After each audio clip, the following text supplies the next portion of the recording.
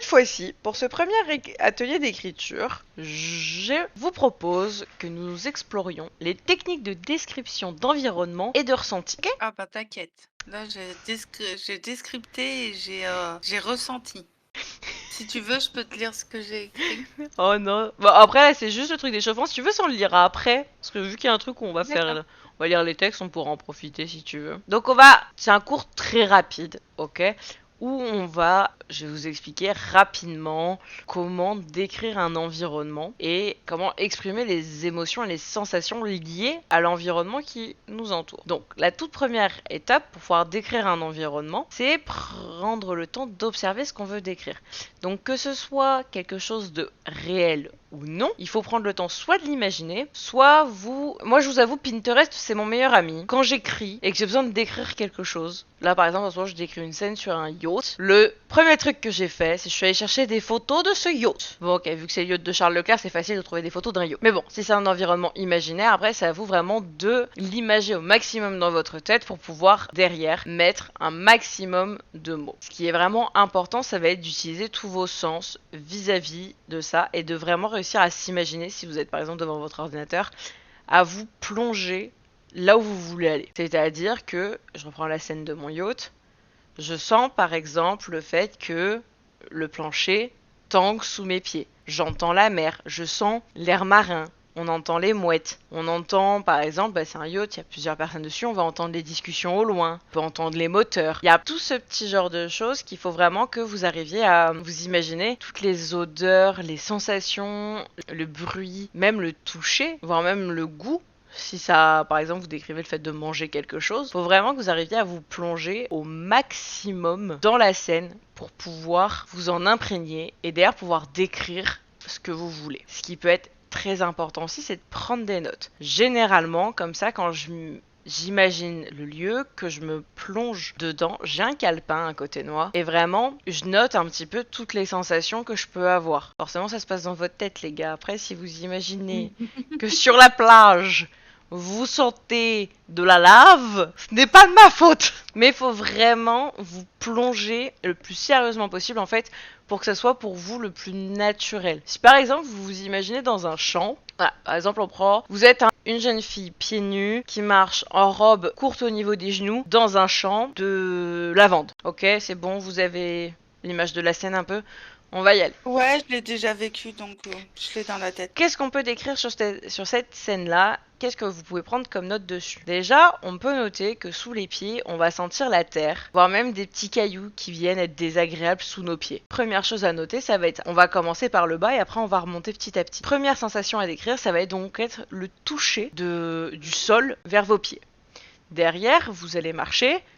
Vous allez sentir par exemple les brins de lavande frapper le long de vos jambes. Vous savez, quand vous marchez entre des fleurs, on sent que ça passe à côté, que ça touche comme ça, que ça frôle des deux côtés. Ça, faut le noter aussi, cette sensation-là. Derrière, vous allez noter, on a dit qu'on était en robe courte à peu près. On peut sentir par exemple le tissu qui frotte la peau au moment où on se déplace. Derrière, on s'imagine que si on se balade pieds nus dans un champ, c'est qu'il fait plutôt beau. Donc on peut par exemple sentir le soleil qui vient taper sur les épaules, qui vient légèrement, vous savez, chauffer la peau. Et en fait, comme ça, vous allez vraiment pouvoir petit à petit noter toutes les sensations que vous allez pouvoir ressentir lors de la scène. Par exemple, on est dans un champ de lavande. Un des premiers trucs qui va vous marquer, ça va être l'odeur que ça en dégage. Un champ de lavande, ça sent excessivement fort. Donc, un des premiers trucs que vous allez me noter, à tous les coups, ça va être l'odeur de la lavande. La couleur aussi. La couleur. C'est vrai que visuellement, un champ de lavande est excessivement beau. C'est violet, c'est beau. Bah ouais, j'ai passé beaucoup de mes vacances près de Nîmes. Alors des champs de lavande, j'en ai vu passer. Non, c'est vraiment très agréable. Et en fait, il faut vraiment que vous arriviez à synthétiser dans votre prise de notes un petit peu toutes les sensations que vous pouvez avoir et de vraiment capturer les détails ultra importants. Par exemple, votre personnage s'arrête parce qu'elle voit une petite abeille passer. Ou le fait, par exemple, que un champ de lavande, c'est assez haut comparé à ce que j'en pense, c'est pas ras du sol, ça va bien chercher assez facilement, je pense, sur du mi-cuisse. Je fais 1m70, je pense qu'il y a bien presque un bon mètre de lavande. Donc, faut vraiment que vous arriviez à capturer tous les petits détails de la scène qui vont être importants. Par exemple, à un moment, donc elle s'accroupit pour sentir de plus près la lavande, elle se relève et là, au loin, elle voit un jeune homme lui faire coucou de la main. Oublie quelque chose, hein. Mhm. Les abeilles qui viennent pitiner. Moi, j'ai dit tout à l'heure qu'il y a des petites abeilles. Ah, Pardon.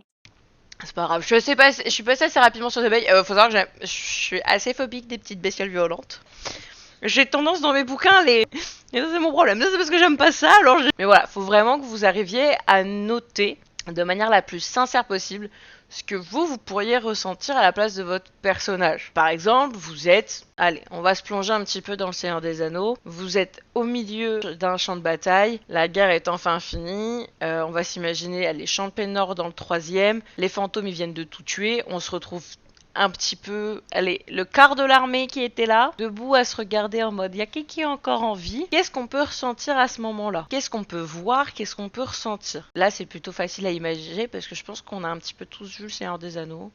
J'ose espérer que vous l'ayez vu. C'est quand même un très bon film. Pourquoi tu viens de tousser comme ça, toi? Je sais très bien que j'ai jamais pu le voir en entier.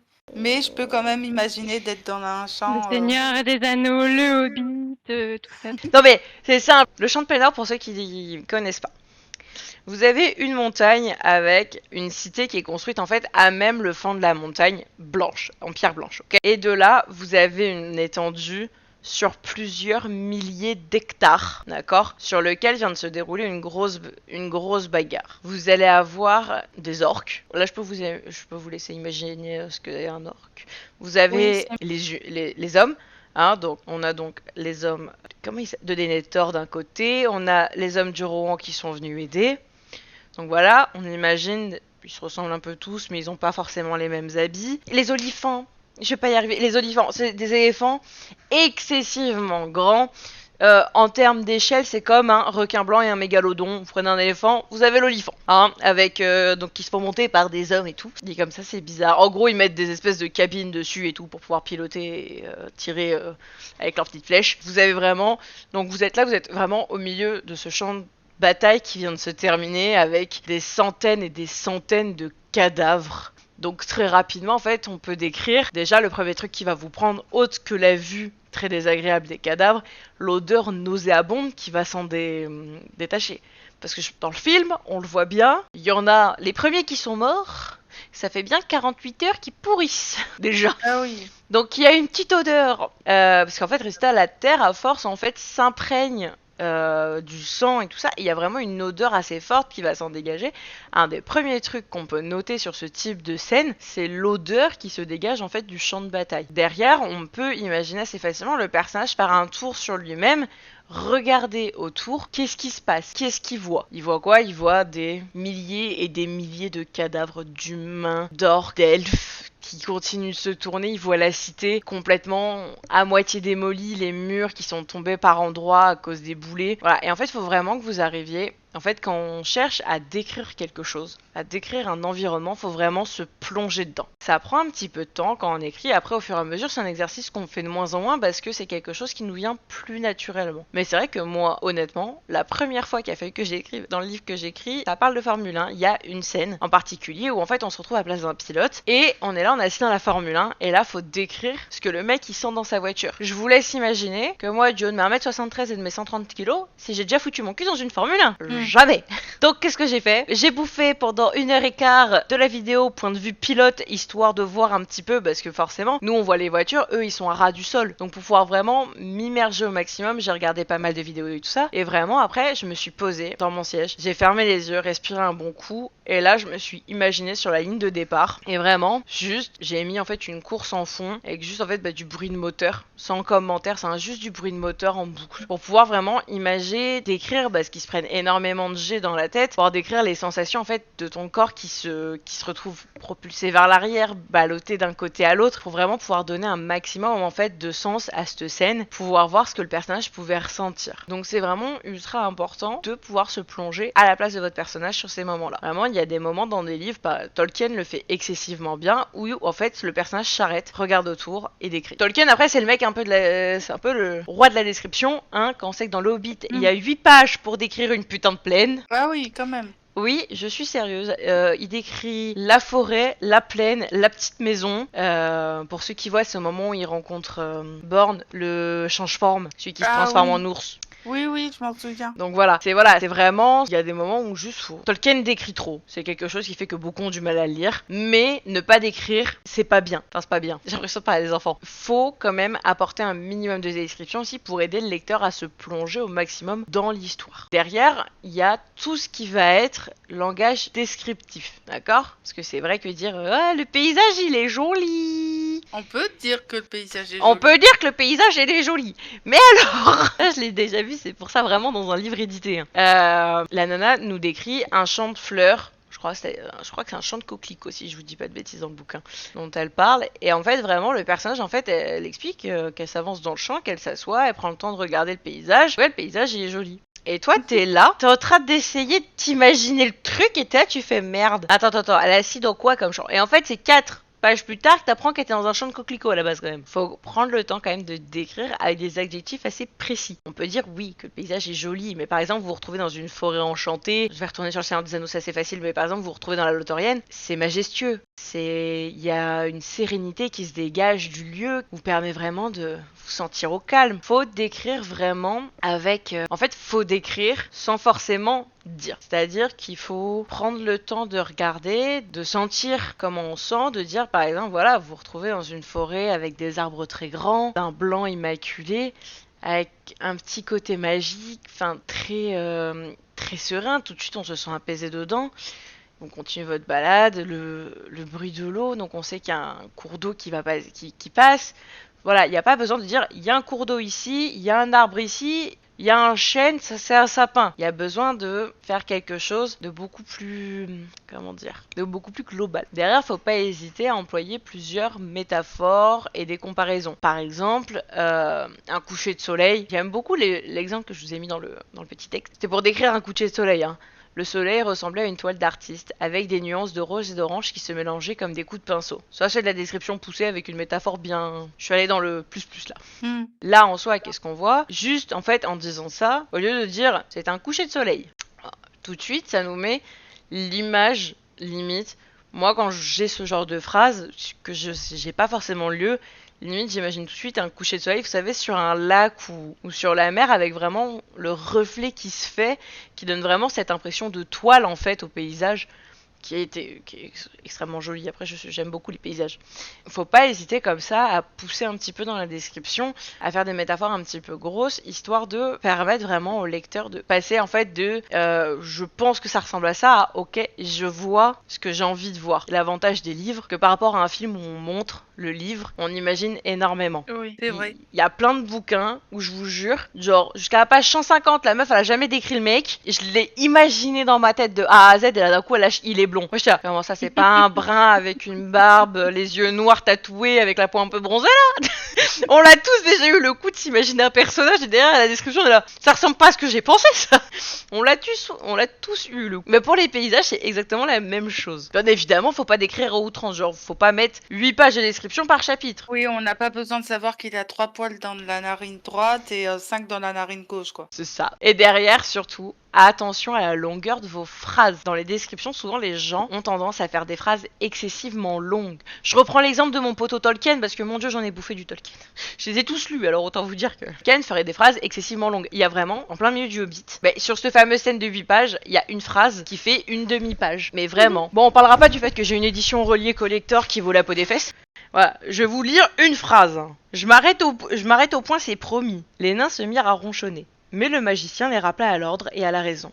Béorn n'est pas aussi loin que vous semblez le penser, et quoi qu'il en soit, vous feriez mieux de tenir promesse, car c'est un redoutable adversaire. Monsieur Bessac a la vue plus perçante que vous, si vous n'avez pas vu chaque nuit, dès le soir venu, un grand ours qui suivait notre convoi ou qui guettait notre campement de loin, assis au clair de lune. Là, il y a un point. Ça, c'était une phrase. Ah, quand je vous dis qu'il nous fait des fois des phrases un petit peu à la rallonge, Tolkien, celle-là est encore plus longue. Attends, il est où? Et encore, ça, c'est une version avec une traduction relativement simplifiée, celui-là. Donc, c'est assez facile à lire. J'ai vraiment eu des trucs. J'ai la deuxième traduction française qui a été faite dans les années 80. C'est pas aussi simplifié que ça. C'est vraiment de la description à rallonge. Donc voilà, c'est vrai que là-dessus, il faut faire attention parce que ce type de description en fait trop longue peut aussi complètement perdre le lecteur. Que ce soit même vous d'ailleurs qui relisez ou pas, hein. Que ce soit quelqu'un d'autre ou vous. Moi, il y a des fois, j'ai écrit des trucs avec, il y avait pas de points, j'étais là, mais elle arrive où la fin de ma phrase elle Parce qu'en plus, dans le rythme de lecture derrière, on s'y perd. Ça, tout le monde ne l'a pas. C'est vrai que ça, c'est un truc que j'ai un problème, c'est la ponctuation. Je l'ai toujours eu. Alors,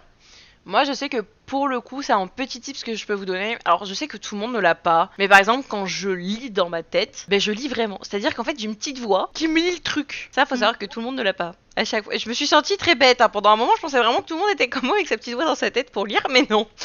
Genre moi vraiment mon fil de pensée c'est un truc qui parle. Mais résultat quand je lis c'est la même chose. Donc en fait quand les phrases elles sont trop longues, il y a des fois en fait je retiens limite mon souffle parce qu'en fait je suis en train de lire dans ma tête comme si je lisais à voix haute. Je peux vous dire que les phrases longues de Tolkien elles sont très longues. Donc c'est vrai que là-dessus il faut faire extrêmement attention à la ponctuation et surtout à savoir couper ses phrases. Faut pas mettre trop de ponctuation non plus. Faut pas mettre des virgules à tous les mots. Mais faut savoir par exemple c'est cette forêt absolument majestueuse avec ses arbres blancs et ses feuillages dorés. Vous avez vu les virgules?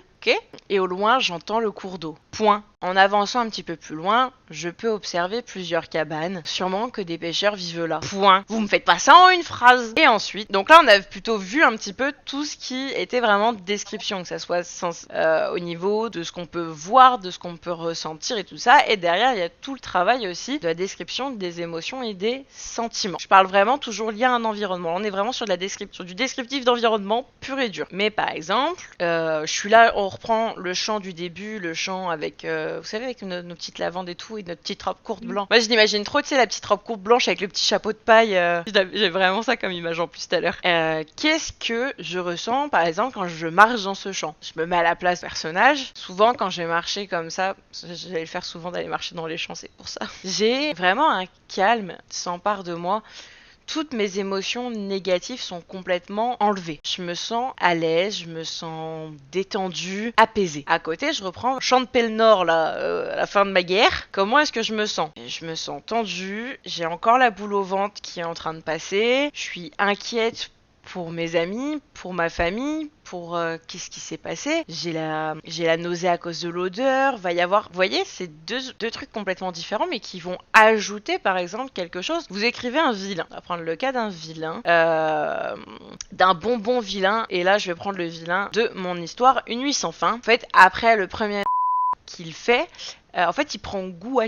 Et vraiment, au moment où je décris la première scène de les sensations qu'il ressent, ça va pas être ce que vous allez ressentir. Hein. Je pense que on vous met une... Vous êtes écœuré, vous avez envie de vomir. Je me suis déjà évanouie, donc ça va. Voilà, voilà. Et en fait, lui, à côté, vraiment, dans le descriptif qu'il en fait, et c'est pour ça que je vous dis, alors après, lui, c'est un vilain un peu poussé à l'extrême quand même, je le reconnais. Mais en fait, lui, il se retrouve à égorger, en fait, à décapiter la personne et à aimer ça. Et tout le travail de l'écrivain va être d'arriver à des fois d'écrire de manière plaisante quelque chose qui nous dégoûte. Ouais, bon, après, il y a des limites. Tu verras, par exemple, si j'écris un jour un bouquin, tu ne verras jamais une araignée dedans parce que jamais j'irai lui faire coucou, comment ça va ta journée, qu'est-ce que tu ressens et tes pattes.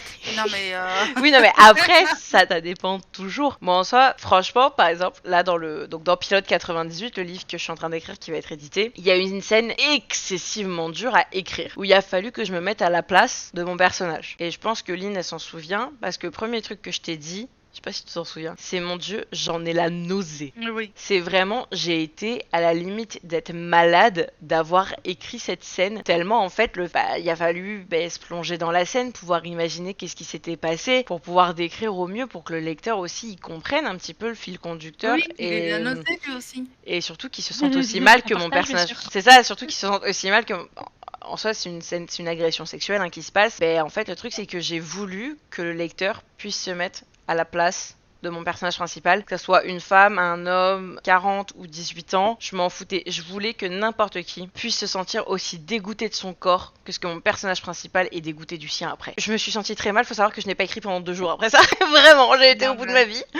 Mais en fait, il est là, tout le travail de description d'environnement et de sensation, ça passe par ça aussi. Tout du long de la scène, mon personnage ne se rattache qu'à une seule chose. C'est qu'en fait, au plafond, il y a un trou parce que avec son petit ami, la veille, ils ont fait péter le champagne et qu'en fait, le bouchon a pété le placo du plafond. Et en fait, tout du long de la scène, elle est quand même en train de se faire agresser, et elle dit, je regarde le plafond en priant pour que Max arrive. J'espère que Max va arriver. Et en fait, tout du long, elle est là, en fait, dès qu'elle commence à flancher, à vouloir pleurer et tout ça, dès qu'elle a le moindre sentiment qui peut vraiment venir la sortir de l'état second dans lequel elle s'est mis, elle est là, elle regarde le trou, elle est là, Max va arriver, Max va me sauver, Max va arriver. Mais le Max va arriver, elle le répète 50 fois dans le chapitre. En fait, le truc, c'est que, il y a aussi ça, c'est que au moment où je vous décris la scène, au moment où je vous plonge dedans avec elle, j'ai envie que vous ayez ce sentiment de panique qui vous envahit en ayant juste une seule attente, que quelqu'un vienne vous en sortir. Pour m'en être rendu malade toute seule, je peux vous dire qu'elle est plutôt bien écrite. Après, on va avoir aussi une description d'environnement n'est pas forcément plat. Genre, c'est pas, il y a un arbre ici, il y a le petit cours d'eau qui passe là, les petites maisons. Il y a quand même des trucs à mettre, des verbes d'action. J'arrive en courant à l'orée de cette forêt, je sens mon cœur qui bat frénétiquement et je suis émerveillée devant ce que je vois. Vous allez avoir comme ça plein de petits trucs qui vont vous permettre en fait de mettre du mouvement et de l'action dans votre description pour vraiment vous permettre, pas ennuyer le lecteur tout simplement en fait, de permettre à ce que ça soit lisse et qu'on arrive à se plonger facilement. Quand on prend la forêt d'Alotorienne dans le Seigneur des Anneaux, donc pour ceux qui voient, pour que vous voyez la scène un petit peu, c'est dans le premier film. Ils arrivent en courant en sortant de la Moria, donc ils courent, et en fait à un moment ils tombent sur cette forêt absolument magnifique et ralentissent enfin le rythme pour prendre le temps de respirer et d'observer les alentours. Cette scène en fait elle est vachement bien pour vous imaginer la chose, c'est qu'en fait vraiment ils arrivent en courant dans la forêt. En fait une fois à l'abri des arbres, ils se sentent tellement bien dans cette forêt qu'ils arrêtent de courir. Donc voilà, vous pouvez vraiment, en fait, via le mouvement de vos personnages, mettre un petit peu d'action dans votre description. Par exemple, faire une scène où vous avez votre personnage qui fait un jogging, qui est en train de courir. Ce matin, j'ai changé d'itinéraire en courant. J'aperçois des bâtiments que je n'ai pas encore vus, mais qui ont l'air plutôt jolis, faudrait que je repasse par là. Donc en fait, on peut très bien imaginer, je sais pas, vous êtes en Alsace, vous pouvez très bien décrire par exemple le fait que, en fait, en courant, on voit des maisons avec des couleurs différentes. Là, il y a que les Alsaciens qui connaissent réellement, mais les Alsaciens, j'adore. Ils ont des rues avec des maisons rouges, jaunes, violettes, bleues, vertes. C'est pas comme par chez nous, c'est tout plat. Non mais moi j'ai vraiment le souvenir, c'est un des trucs qui m'a vraiment marqué quand je suis allée en Alsace, c'est pour ça que j'ai pris cet exemple-là. Et je me souviens vraiment d'être allée faire un footing, et vraiment je courais, donc j'étais focus en fait dans ma course, dans ma respiration et tout. Et en fait, le seul truc que je voyais, c'était du coin de l'œil, je voyais les couleurs passer. Et c'est vrai que ça, par exemple, à décrire, vous êtes là, vous êtes en train de courir, concentré, nanana. C'est que j'avance parce qu'en fait, je vois les couleurs des maisons passer. C'est facile, en fait, à imaginer après pour un lecteur. C'est facile d'imaginer, par exemple, une rue en Alsace. Je pense qu'on l'a tous vu, la photo avec les maisons multicolores d'Alsace. Tout le monde l'a vu. Moi, je l'ai pas vu en Alsace, je l'ai vu en Italie. Ouais, mais c'est exactement le même principe. Sur une petite île qui s'appelait Murano et c'était magnifique. Murano, c'est très très joli. Hein. Donc voilà. Là, je pense qu'en termes de technique de description et d'environnement, je pense que je vous ai donné quand même pas mal de petits trucs. Ah si, j'ai oublié le point 3. Partager des anecdotes personnelles. Oui, vous pouvez mettre tout à fait des anecdotes personnelles si c'est lié à l'environnement. Quand vous êtes...